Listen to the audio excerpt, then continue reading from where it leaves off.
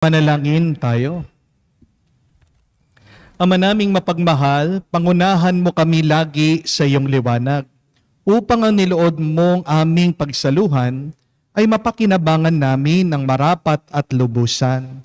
Sa pamamagitan ni Jesucristo kasama ng Espiritu Santo, magpa sa walang hanggan. Amen.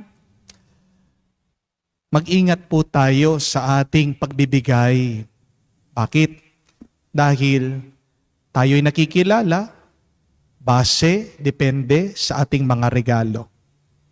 At meron kang sinasabi tungkol sa binibigay mo, diyan sa taong binibigyan mo. Remember that our gifts reveal our characters.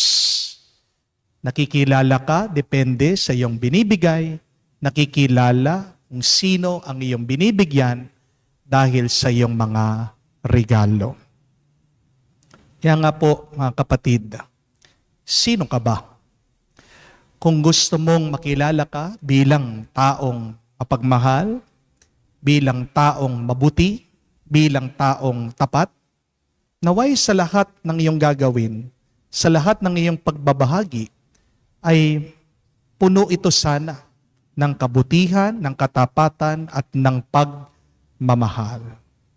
Kung talagang ang ating mga pamilya ay espesyal sa atin, kung talagang ang Diyos ay mahalaga sa atin, dapat ibigay natin pinaka-espesyal ang pinaka-mahalaga.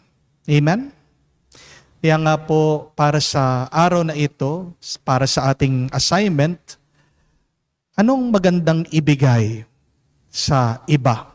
Anong magandang ibahagi sa Panginoon? Ito po, a spiritual gift